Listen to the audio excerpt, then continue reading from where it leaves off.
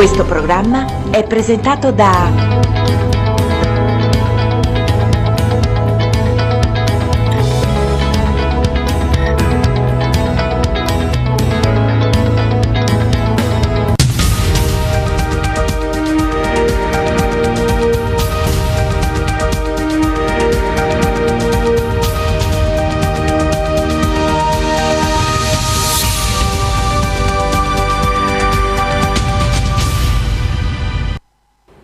Benvenuti miei cari amici a un'altra puntata del mio 60 News. Oggi in collegamento sono con una scrittrice, però aggiungerei anche di una bellezza prorompente. Lei è Sabatina Napolitano. Ciao carissima, benvenuta e grazie per aver accettato il mio invito. Buonasera, grazie mille, grazie a tutti. Sabatina, lei è una scrittrice, ha pubblicato, pensate, 7 libri di poesia. Origami è il suo primo romanzo, recensisce, anche collabora e intervista autori di poesia narrativa e saggistica ed è una studiosa dell'opera di Nabokov. Allora, carissima Sabatina, come nasce Origami? Sì, grazie Raffaella, grazie a tutti. Origami nasce diversi anni fa perché ero affezionata a questo tema appunto della creazione attraverso la carta. E poi facendo delle ricerche in internet ho visto che è legato a una magia, a una ritualità, soprattutto nei paesi orientali, e quindi da questo input è nata poi la trama del romanzo, perché appunto la protagonista è un'appassionata di origami, però lei è anche una giornalista e quindi scrive in un giornale vero e proprio che si chiama Origami. Come dicevi appunto tu, la carta, no? Origami è un po' la scoperta, no? La scoperta di quella carta più un pochettino da elaborare tutta, che comunque, come dici tu, è proprio magia. Io volevo sapere chi sono i protagonisti e soprattutto come mai preferisci chiamarlo Origami? I protagonisti del romanzo sono 2, stiamo parlando comunque di un romanzo che è uscito nel dicembre del 2021, perché nel frattempo io ho scritto un altro romanzo che si chiama Parole e carte. Questo romanzo che è uscito nel dicembre del 2021 è un romanzo ambientato nelle biblioteche, in una grossa biblioteca, e ha come protagonisti il maggiore editore del paese, che è editore anche del giornale più importante del paese, che si chiama appunto Gustavo, ed è il marito di Olga, che è la migliore giornalista e anche la bibliotecaria della biblioteca di questo paese, che si chiama Itac. È appunto un giornale che gira intorno ai libri, alla lettura, alla letteratura. Origami e così anche il romanzo, completamente diverso, molto diverso invece dal secondo romanzo, che è Parole e carte, di cui poi parleremo in futuro. Assolutamente sì, con grande piacere. Quindi praticamente è ambientata in una biblioteca. Come mai una bibliotecaria lei ha ambientato questo libro? Perché da quando ero adolescente avevo desiderio di scrivere un libro su una biblioteca, un libro che ha comunque una trama che ha del fantastico, perché la bibliotecaria parla sia con un amico immaginario che con un'amica immaginaria che con un amante immaginario, e io volevo che il mio primo romanzo fosse proprio un romanzo ambientato nelle biblioteche per dare un apporto sia al sistema bibliotecario italiano e sia per dare importanza alla funzione delle biblioteche, perché le biblioteche possono aiutare a vivere meglio, possono rendere migliori le vite di molte persone. Purtroppo ad oggi le biblioteche non sono tanto, soprattutto, ahimè, mi dispiace dirlo, soprattutto per i ragazzi, quindi è veramente puntualizzato un focus molto importante, dove le biblioteche, ahimè, non sono molto per tanti giovani, ahimè dico. Ho fatto delle presentazioni con degli amici in Calabria di cui abbiamo parlato bene anche dell'argomento, e per questo ti ringrazio anche per questo collegamento, perché così ho modo di rintracciare quella trama che avevamo intessuto anche da qui, perché adesso sono ad Asciano nelle Crete Senesi. Col cuore però non mi distacco dalla Calabria e dai miei amici calabresi, che chiaramente sento giornalmente. Il discorso delle biblioteche, sì, per alcuni borghi, per alcuni luoghi significa che non viene per niente approfondito. Ci sono ancora dei paesi italiani che non hanno una biblioteca funzionante, hanno delle biblioteche però non sono di fatto accessibili, oppure aprono un solo giorno a settimana, quindi io non mi occupo di questo, della logistica, non sono un'esperta, però abbiamo avuto modo di affrontare queste tematiche. Assolutamente. Ascolta, tu prima hai citato, no, la Calabria, volevo sapere che rapporti hai con la Calabria. In Calabria abbiamo una casa a Santa Maria del Cedro, andando verso Marcellina, e da qui poi, andando tutti gli anni in Calabria, è nato il mio amore per il Golfo di Palicastro e per i territori che ho raccontato invece, penso, in un saggio che uscirà dopo il secondo romanzo. La Calabria sì, è ormai una terra che fa parte di me, e ne sono contenta perché lì sono nati alcuni spunti per il romanzo e per i libri di poesia. Adesso ho scritto un libro, non un secondo libro di poesia, in realtà ne ho scritti tanti di libri di poesia, però questo libro che ho scritto, l'ultimo, si chiama Nelle sue braccia e verrà pubblicato da un amico, un editore torinese, Gian Giacomo Della Porta, tra poco, penso meno di un mese. E in questo libro io esamino un po' il mio cambio di residenza, descrivo quello che è accaduto cambiando proprio casa materialmente, trasferendomi, anche se io ero abituata a vivere qui più o meno in Toscana o nei paesi limitrofi, perché per l'insegnamento io mi sono già spostata in passato. E quindi sì, in questo libro di poesie racconto il cambio di residenza e quello che ho provato, quello che ho sentito. Diciamo che più che altro è un libro molto descrittivo. Diciamo, stavo dicendo appunto, è un libro proprio descrittivo che descrive un pochettino il tuo percorso di vita, giusto Sabatina?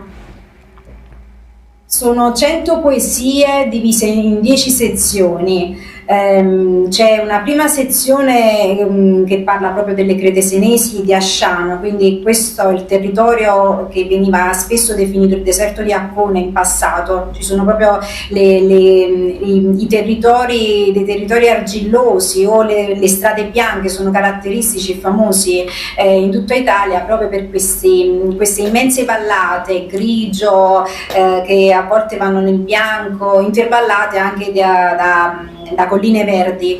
E poi le altre sezioni vanno via via discorrendo anche di argomenti diversi, come Roma e del quartiere San Lorenzo, della Svizzera, di Losanna. E ho toccato per punti delle città che mi erano più vicine alla cosiddetta linea del destino.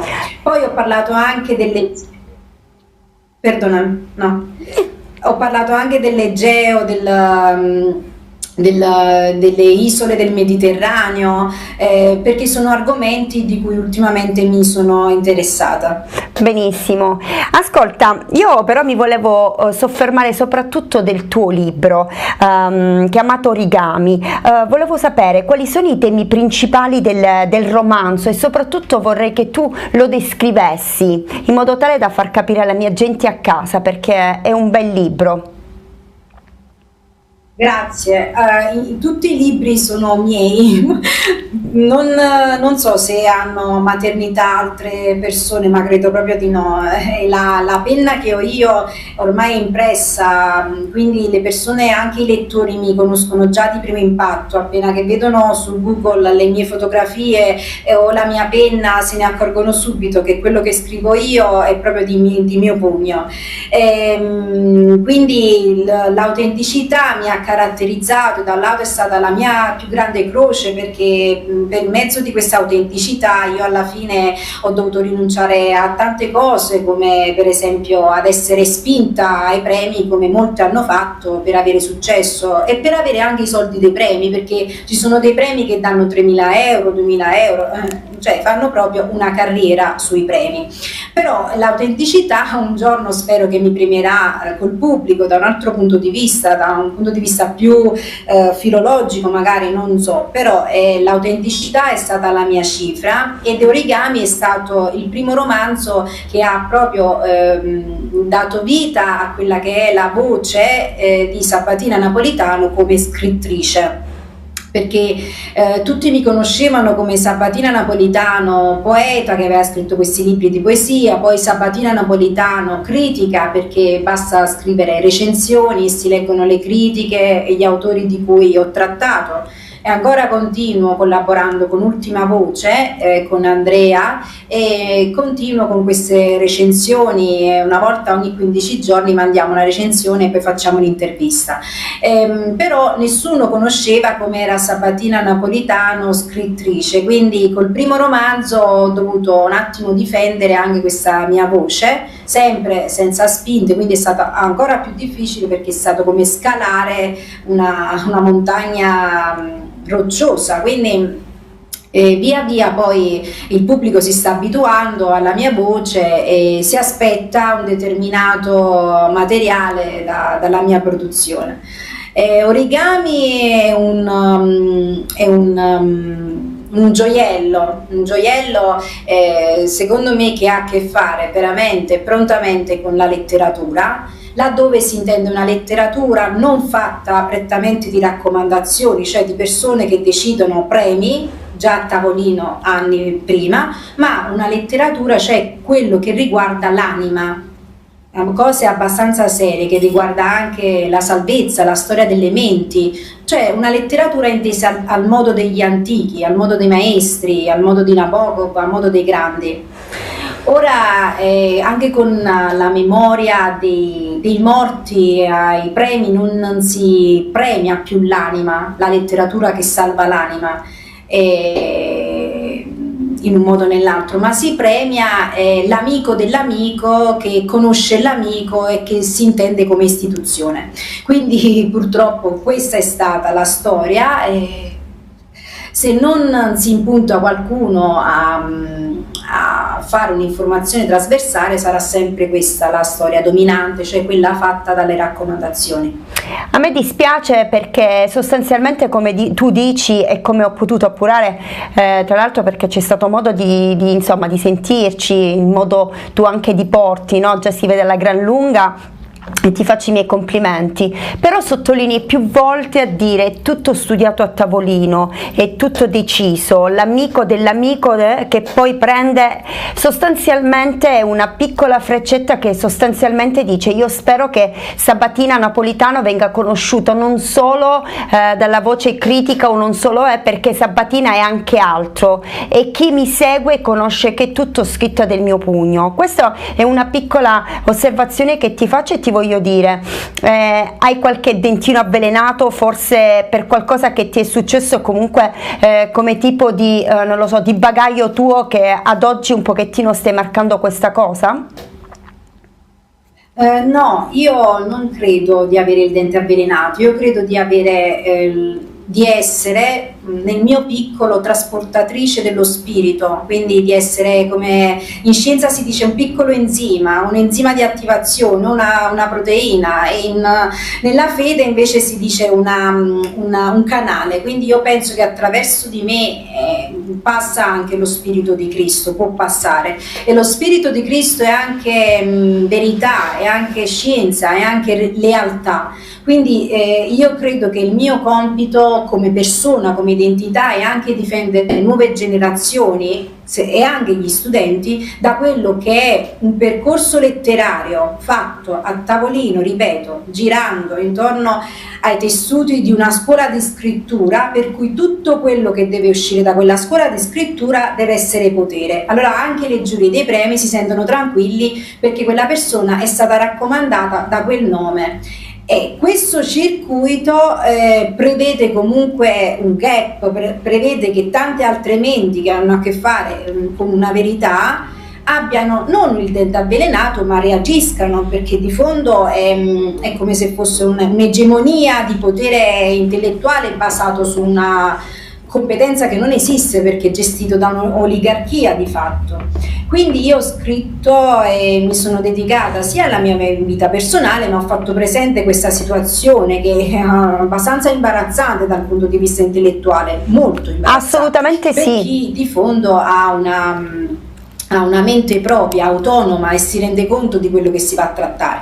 Però poi c'è da dire che anche la manipolazione del pensiero è veramente, in dei casi, a numerose crepe. In queste crepe si vanno a inserire tutti quelli che sono poi le credenze, le tradizioni, che la tradizione, come ha detto l'altra volta, sono stata pochi giorni fa sono stata alla presentazione del professor Lentano e lui ha detto una cosa importantissima: la tradizione è come una stanza, a volte è come una stanza che puzza, e infatti la tradizione alle volte ha anche dei riflessi negativi qualora la tradizione non diventa attualità mediante il pensiero, mediante la riflessione. La tradizione che un professore ha sempre insegnato, è sempre stato un modello, non vuol dire che quel professore in futuro non possa sbagliare, perché di fatto anche Einstein poi ha sbagliato, anche i migliori geni hanno sbagliato. Ci sono personalità che possono anche perdere la testa negli ultimi anni della loro vita o negli ultimi anni. Non vuol dire che una tradizione debba essere sempre rinnovata in positivo. La tradizione deve essere mezzo della critica, mezzo di riflessione, così come le lettere classiche, così come il classicismo è proprio questo, è il mezzo è lo strumento per risolvere il presente. Anche le lingue passate, le culture passate, le antropologie passate sono questi mezzi attuali per leggere quello che sta accadendo oggi. Sono pienamente d'accordo con te. Posso chiederti cosa pensi della letteratura? La letteratura è un vasto campo disteso. Adesso che sono nelle crete mi viene da pensare che la letteratura è vasta, così come lo sono le crete. La letteratura secondo me è un discorso di anima, non è un discorso di fatterello, di raccomandazione. Molti intendono fare letteratura, concretizzare qualcosa, cioè fare in modo che quell'amico della scuola di scrittura lanci quella persona per farle vincere quel premio, in modo tale che quella persona poi entra a far parte della scuola. E no, questi giochetti di causa e effetto non credo siano letteratura. Io sono convinta che la letteratura sia qualcosa che riguarda l'anima, qualcosa che è gestito da un piano superiore delle menti, per cui la letteratura viene a innestarsi seriamente con la politica e con la società e con gli intellettuali. Quindi quando questa è letteratura, vuol dire storia dell'umanità, storia della letteratura, allora si tratta di una cosa ben più seria, che caratterizza proprio la storia, che incide nelle anime. Tu hai partecipato in qualche circolo che c'erano dei premi? Non ti ho sentito per la prima. Ho detto, nel tuo settore hai partecipato in qualche circolo di lettura dove c'era qualche premio?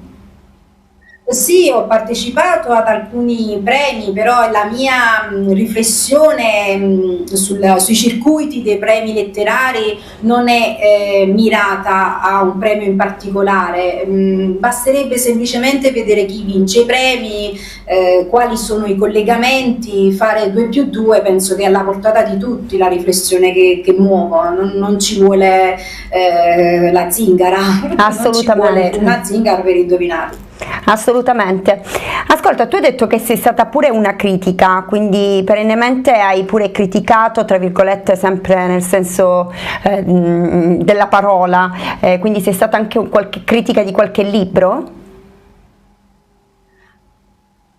Allora, io sono ancora critica, nel senso che per critica si intende una riflessione, anche una recensione sui libri. Non sono una filologa, perché il compito del filologo è completamente diverso. Il filologo sa tracciare una storia delle menti attraverso anche i termini, le letterature, le comparazioni. Non sono una traduttrice, però mi definiscono una critica perché io baso delle riflessioni su società, politica, riflessioni anche piuttosto intellettuali, partendo da saggi, poesie e romanzi. Questo è il mio ruolo. Ad oggi non c'è un'anima della critica, assolutamente, e non c'è assolutamente una persona che sia emblematica della critica, perché se questo fosse sarebbe il delirio di un pazzo. La storia della letteratura verrebbe a diventare lo specchio di un delirio di un pazzo. Fortunatamente la critica non è mai stato questo nella storia delle menti, bensì la critica è la voce che tutti possono assumere, anche il pescivendolo, anche il fruttivendolo, anche l'operaio, anche l'impiegato, laddove applica una riflessione sul vivere sociale a partire da dei fatti contingenti.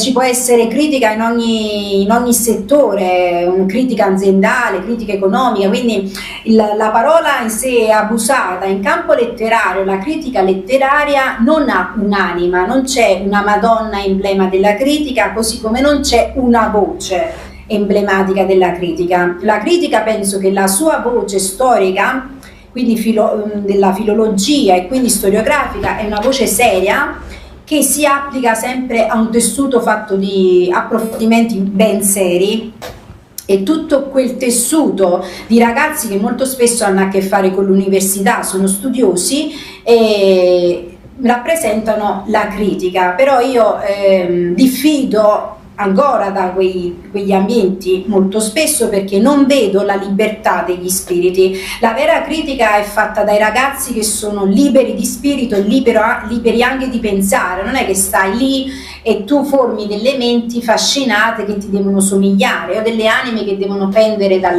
devono tuo essere potere, uno spirito libero acquisito negli anni per tradizione. No, la critica nei ragazzi è quell'anima che ribolle, che è fatta di una riflessione totalizzante sui fatti del mondo. Voglio dire, quello che ti stavo dicendo è che questi ragazzi devono essere giovani universitari, devono essere liberi di essere se stessi e non essere in un certo senso privati, tra virgolette, a quello che vogliono, che loro devono fare. Questo è il messaggio che stai cercando di farmi capire, giusto? L'università secondo me dovrebbe, io posso criticare un sistema perché sono al di fuori, l'università dovrebbe secondo me inculcare lo spirito dell'arrangiarsi, però dell'arrangiarsi in autonomia.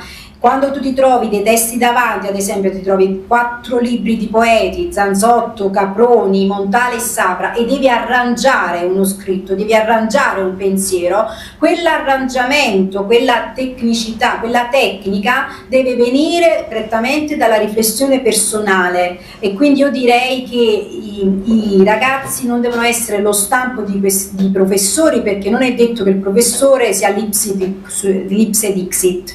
È vero che le istituzioni sono delle istituzioni da seguire, ma molto spesso le istituzioni deludono grandemente, e non ci possiamo aspettare una classe di critici fatti sulla base di delusione, quindi di crepe, quindi di case non costruite, diroccate. Ascolta, posso chiederti che cosa pensi tu personalmente delle biblioteche? Che cosa modificheresti? Che cosa cambieresti? Cosa cambierebbe Sabatina Napolitano? Io non mi occupo del sistema bibliotecario e per questo rimando a delle tecniche. Io ho fatto una riflessione che riguarda la cultura, e per mezzo della cultura io ritengo che le scuole debbano collaborare attivamente con le biblioteche per dare modo a tutti i bambini, anche i bambini delle classi meno agiate, di lavorare in compartecipazione continua con il sistema culturale del paese. La biblioteca è un modo per far uscire anche i problemi delle famiglie, è un modo per creare nuove genialità, è un modo per creare libertà di pensiero, per dare modo ai bambini di leggere di collaborare, di avere a che fare col libro già dai 10 anni, quindi già dagli ultimi anni dell'elementare. Secondo me si dovrebbe andare attivamente presso le biblioteche, ed è un modo anche per restituire quella libertà a quelli che saranno poi gli studenti universitari, per cui la fascinazione del docente non è più un indice, un emblema di forma, bensì è un qualcosa che deve essere ampiamente criticato per avere una meritocrazia migliore, per avere uno spazio più adatto a menti eccelse. Meraviglioso. Ascolta, posso chiederti che cosa pensi tu dell'informazione? C'è praticamente un modello da seguire per il giornalista. Il giornalista non deve parlare male di altri giornalisti, questa è una legge dei giornalisti, quindi io credo che l'informazione è sicuramente immediata, però è uno strumento utile, importante, soprattutto oggi che stiamo vedendo dei fatti del mondo abbastanza cruenti. L'abbiamo visto addirittura con la guerra, quando la prima cosa ad essere minata è stata l'informazione. Quindi l'informazione è uno strumento di libertà, l'informazione è uno strumento che mette in collegamento i popoli e le nazioni al di là delle lingue, delle etnie, delle culture. Quindi vedendola dal punto di vista globale, l'informazione è realmente uno strumento in cui credere e in cui investire. Il fatto che i giornalisti vengano pagati così poco, addirittura che i freelance non vengano riconosciuti nel loro lavoro, questo è veramente imbarazzante, insieme al fatto che i concorsi vengono vinti da persone che già sanno chi deve vincere. Queste sono le situazioni imbarazzanti. La libertà, la cultura, l'informazione ci leva da quell'imbarazzo che gli uomini sono adatti a regalarsi, perché purtroppo molto spesso la mancanza di una compagna o di un compagno, le frustrazioni della vita poi ti fanno dare tanta importanza a delle cose che non hanno importanza, perché di certo un concorso che è immediato, chi fa vincere a una persona un concorso non le salva la vita, ma piuttosto la illude, e quindi queste sono delle gravi situazioni imbarazzanti che comunque testimoniano di quanto l'uomo è fallace, l'uomo sbaglia e bisognerebbe sempre tentare di fare meglio. Sabatina, io ti seguo spesso, soprattutto dalle storie che tu posti. L'altra volta sono rimasta un pochettino presa perché hai fatto vedere un pochettino Asciano, che ti eri appena trasferita. Come ti trovi in questo ambiente, in questo territorio? Allora, ti dirò una riflessione del giorno. Io credo di essere stata pescata.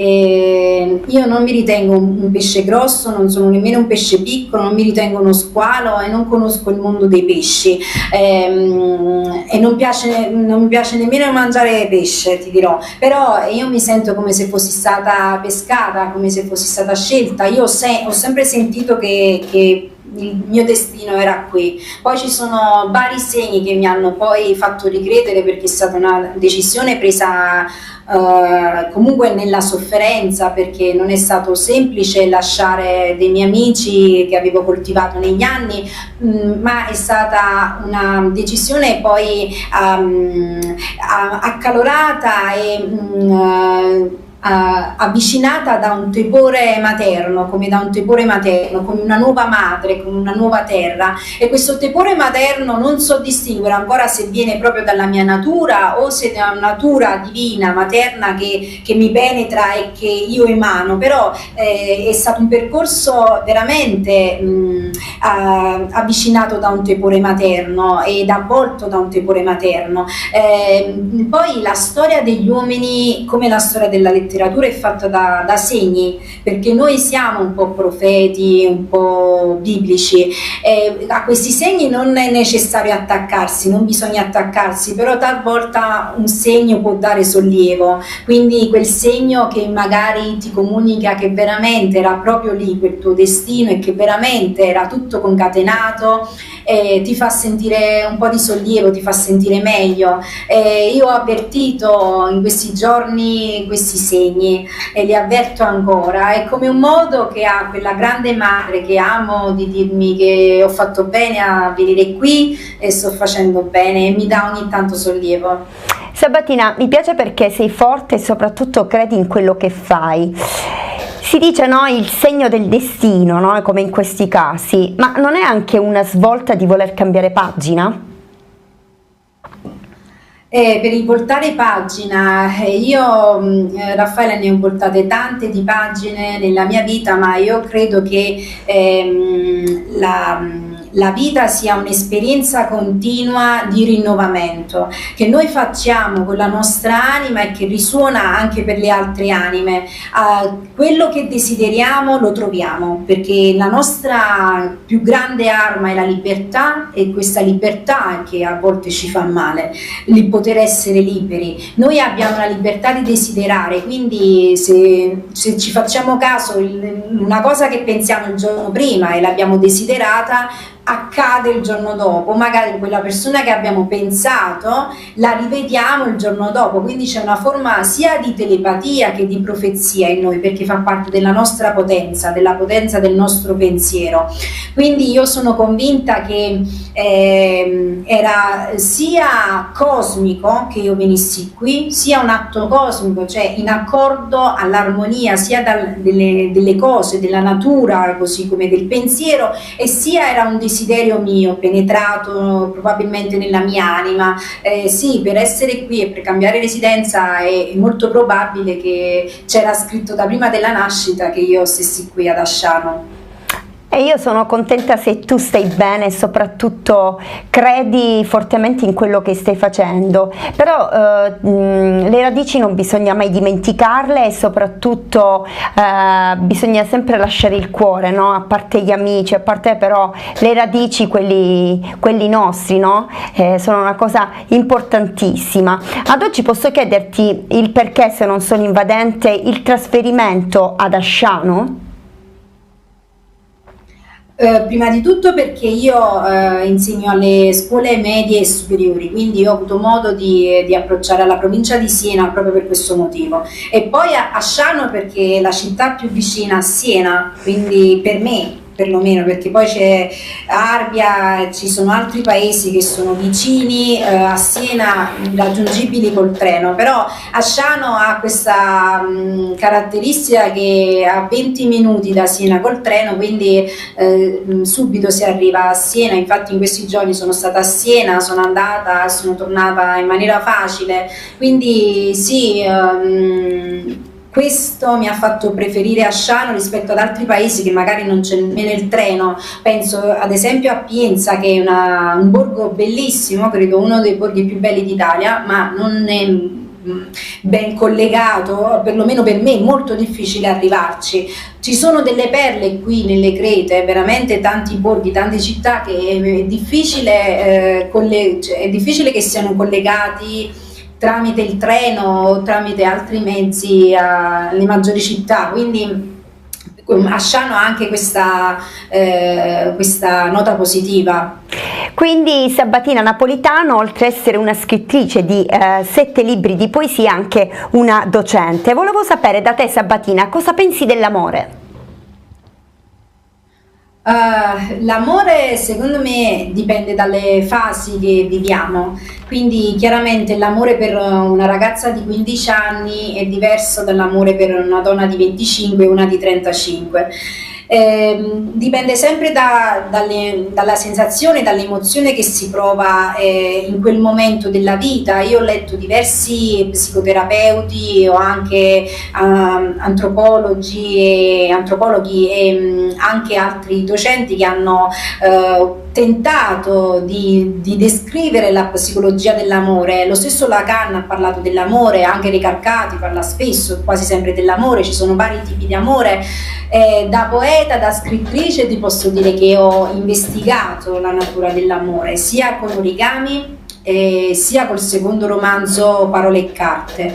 Con il libro nelle sue braccia io descrivo un amore fatto molto di desiderio, un amore erotico, non è un amore caritatevole, nel senso non viene descritta una passione come potrebbe essere quella di Santa Teresa d'Avila per Dio. Anche quella è una forma di amore, che può essere anche un amore erotico, ma io non ho descritto quella forma. Io ho descritto l'amore di una donna per un uomo e il tentativo di colmare il desiderio di questo amore, mentre nel romanzo io ho penetrato la mente di due protagonisti e quindi non ero più io ad amare, ma era una forma che provano due uomini per amare, due uomini che amano in modo da un lato simile e da un lato diverso, che hanno a loro volta delle passioni fortissime, tanto forti quanto l'amore che si prova per una donna,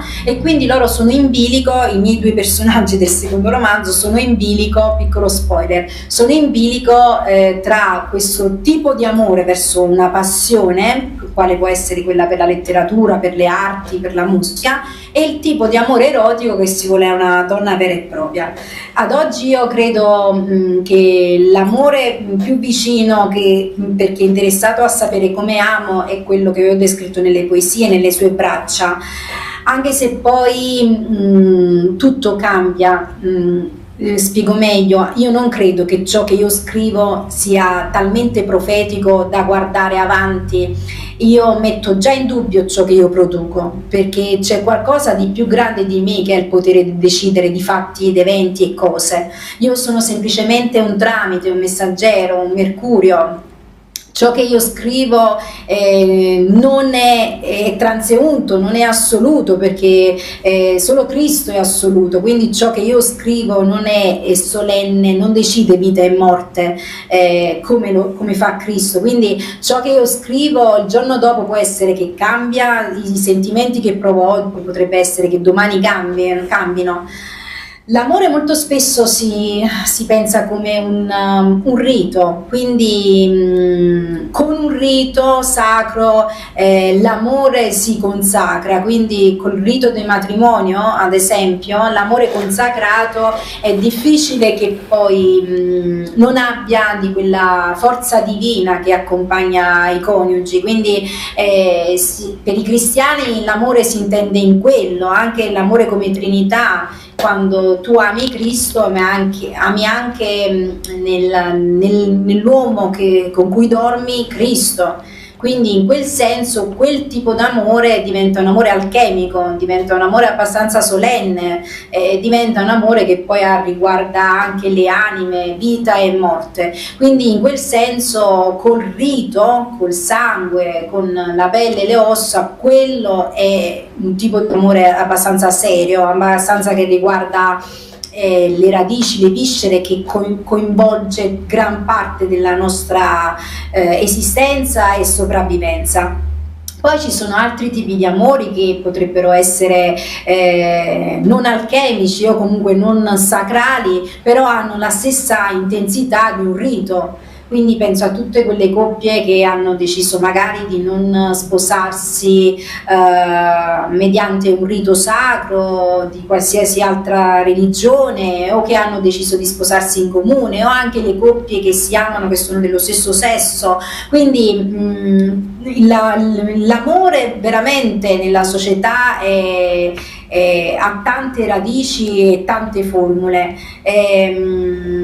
Nelle relazioni sociali è inteso così. Privatamente credo che l'amore sia distinguibile da quello a breve termine e a quello a lungo termine.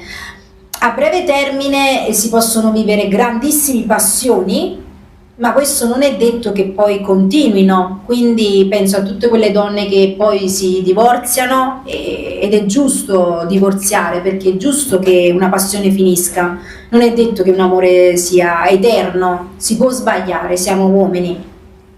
Però non è detto che una persona che non ama più un altro essere non l'abbia amato in passato. Io ad esempio ho amato tantissimo una persona, ma veramente tanto, ma ad oggi non la amo più, assolutamente, la disprezzo con tutta la mia anima o comunque mi è indifferente. Quindi quello sì, era amore.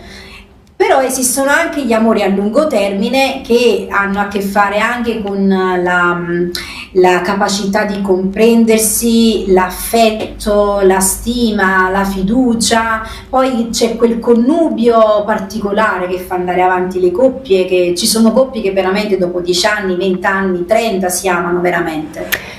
Non Quindi esiste comunque l'amore, no? La famiglia del mulino bianco, anche perché sostanzialmente l'amore, ci sono anche gli ostacoli, perché no? Per far ancora più forte, no? L'amore che ci sono tra di loro. Come dici tu, ci sono tanti forme di amore, ma io volevo soffermarmi proprio di Olga, del tuo libro. Perché si innamora? Olga si innamora perché lei vede realizzarsi anche parte dei suoi desideri, quindi in questo c'è anche proprio la radice psicologica dell'amore, perché noi andiamo incontro a un uomo che ci soddisfa, parlo delle donne, è evidente che non andiamo mai incontro a un uomo che ci tratta male, ci maltratta, ci picchia. A questi fini ci sono proprio i centri di dialogo, a questi fini si fa informazione. Le donne sane che si amano vanno sempre incontro a un uomo che possa darle modo di esprimersi, di esprimere la loro femminilità, di esprimere la loro intellettualità. È difficile oggi che le donne si sottomettano a una cultura che non le lascia libere, infatti vediamo i fatti che stanno accadendo nel mondo. Questo cambio di paradigma, questo cambio di pensiero è un cambio anche della generazione, è il cambio del millennio, il cambio del 2000, dopotutto siamo nei primi anni del 2000 e questo secolo è anche fatto come il secolo delle donne, quindi un uomo che cosa dà a una donna? Perché una donna si innamora di un uomo? Perché le dà la possibilità di essere migliore, che ha qualcosa nell'anima che la donna vuole. È sempre riconducibile al mito platonico della mela. Quindi io amo un uomo perché mi dà qualcosa di nuovo, uno stimolo nuovo che io credevo di aver dimenticato o che credevo sommerso dentro di me, e quando l'uomo mi stimola in tal senso io capisco che lui ha una sorpresa che io desidero tanto e che non ho da sola. E quella sorpresa è quell'epifania delle endorfine, poi iniziano le endorfine, poi inizia il coinvolgimento e la passione, che sono gli ingredienti fondamentali, insomma, dell'amore. Però Olga cresce anche orfana in questo libro, di genitori coi nonni bibliotecari di Ithaca. Infatti il nonno la invoglia a scrivere dei sogni su degli origami proprio da lasciare andare alla corrente. La bambina cresce appunto col desiderio di diventare bibliotecaria e giornalista alle scuole medie, e così comincia a scrivere su un giornalino chiamato Origami, il sogno di carta. Insomma, poi la protagonista crescendo diventa anche la direttrice della grande biblioteca, sposa Gustavo Miso. Non voglio tanto spoilerare, però voglio dire, è veramente un libro, Sabatina, tanto e super coinvolgente. Io volevo chiedere dove lo possiamo trovare il tuo libro. Il libro si può trovare facilmente su Amazon, si può ordinare alle biblioteche, è facilmente reperibile. Sì, dici bene, ti ringrazio dei complimenti, dici bene, sì, che Olga quindi rappresenta una donna del primo millennio, una donna che vive in Occidente, non è una donna che vive in Oriente. Non mi sono occupata delle donne orientali, non ho scritto un libro ambientato nei paesi del Medio Oriente. È una donna facilmente riconducibile a quello che sentiamo noi che siamo in Occidente e a quello che viviamo, quindi è una donna colta, non è una donna povera, quindi rappresenta un po' quello che noi sentiamo. Però questa direttrice ha degli spiriti che le sono costantemente vicini. Parliamo di Emilio, l'amante, e Rossana, la migliore amica. Di cosa ci dici su questo? Sì, Olga, chiaramente rappresentando anche la psicologia della donna moderna, ha delle caratteristiche quindi fantastiche, però anche reali. Quindi lei ha un'amica immaginaria e un amante che riproducono la triangolazione solita che si viene a creare nella psicologia, che si viene a creare nei rapporti, nelle relazioni, nei rapporti sociali. Io, avendo anche un impianto un po' da romanzo psicologico, ho voluto interpretare questa triangolazione donando anche delle scene, delle fasi di questa triangolazione, ed è perché accade la triangolazione nella mente delle donne.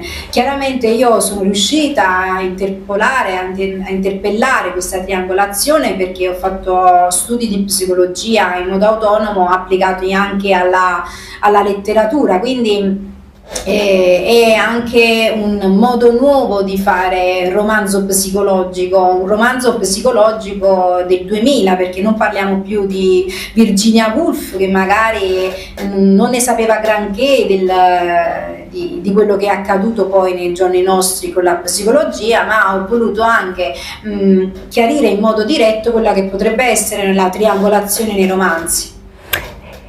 Ascolta, tu hai anche scritto un altro libro di poesie, se non sbaglio hai detto Parole e carta, giusto? È già uscito? No.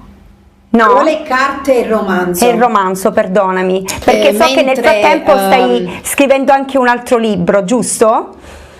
Il libro che uscirà di poesie si chiama Nelle sue braccia. Nelle sue braccia. E uscirà tra meno di un mese, penso. E allora Sabatina dovremmo assolutamente risentirci in modo tale, insomma, da approfondire bene questo tuo libro. Sono onorata. Assolutamente. Ascolta, io ti volevo chiedere cosa ti aspetti per il futuro, Sabatina? Non ho grandi aspettative se non quelle di sopravvivere e sopravvivere bene. Io ho più spesso detto che scriverò e non mi fermerò mai, ma veramente mai, perché è una cosa per cui io sono nata, è una cosa che faccio da quando ero bambina, ma più seriamente scrivo da quando avevo 13 anni, da quando ho iniziato il liceo. Io ho iniziato a scrivere a 13 anni, seriamente, quindi sul blog, su Splendere. Seriamente intendo non il diario segreto che tieni a casa, ma un qualcosa di pubblico che veniva commentato da professionisti e non. Quindi io ho cominciato ad avere questo blog intorno ai 13 anni, tornavo da scuola, da liceo, che frequentavo a Napoli, e scrivevo, quindi ho dedicato da quando avevo 13 anni almeno 3 ore al giorno. La scrittura per me fa parte del modo che ho di vivere, ormai è come mangiare, è come andare in bagno per lavarsi, è come respirare, è come lavare i panni, la scrittura è connaturata alla mia vita, non posso farne a meno. Quindi è chiaro che il pubblico, gli addetti ai lavori non possono pensare che io prima o poi la smetta, anzi il mio manifesto è proprio quello di continuare sempre e comunque, quindi dato che hanno fatto fare successo a tutte, potrebbero anche rassegnarsi sul fatto che è inutile, ormai per molti dovrebbero pensare alla pensione, potrebbero pensare anche ad altro, anziché farmi la guerra, perché veramente è totalmente inutile. Queste sono piccole frecciatine che sostanzialmente hai voluto dedicare pian pianino, sicuramente perché ti ha segnato nel corso e perché soprattutto, dici tu, all'età di 13 anni ho già iniziato, non come un diaretto segreto come fanno insomma tutto, ma la letteratura per te è quotidianità. Ad oggi volevo sapere, Sabatina, quali sono i tuoi sogni?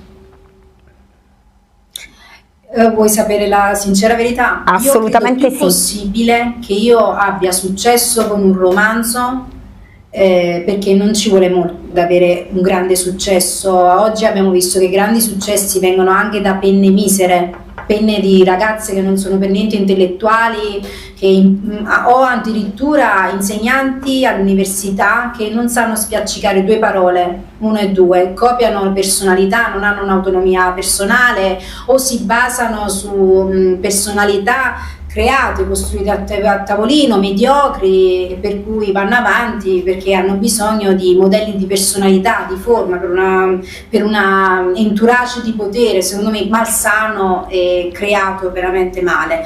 Io penso più possibile in quest'ottica avere successo col romanzo che avere un figlio vero, nel senso che il mio sogno sarebbe quello di sposarmi, di avere un bambino.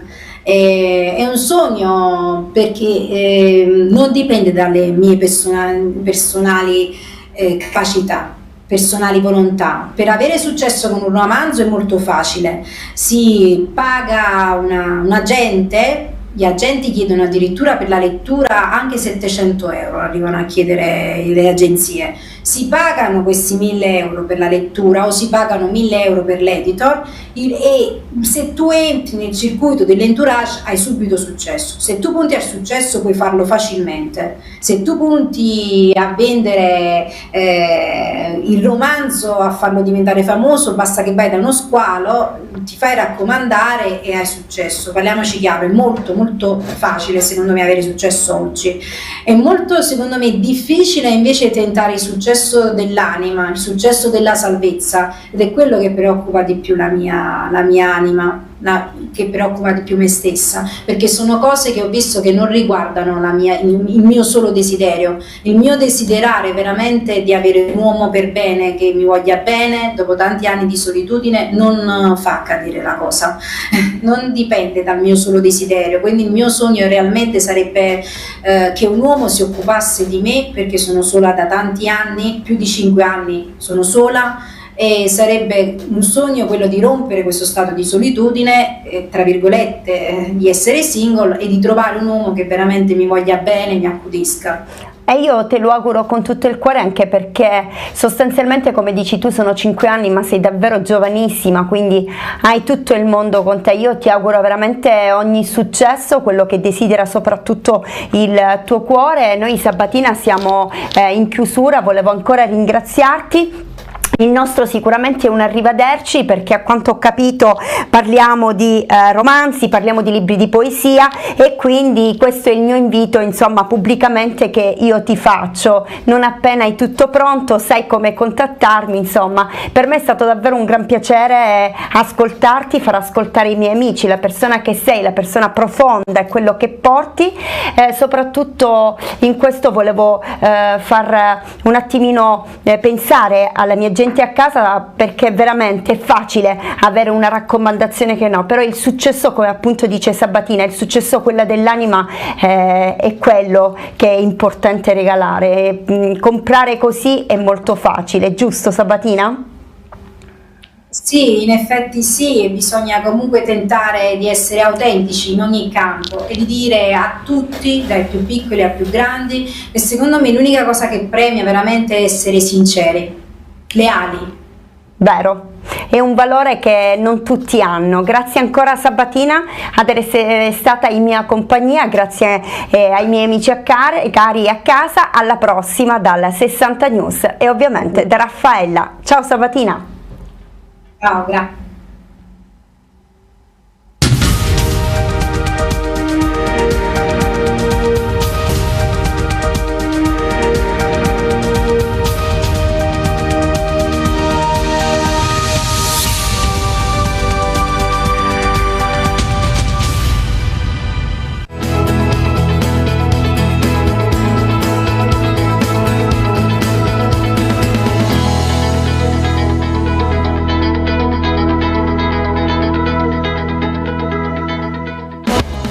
Questo programma è presentato da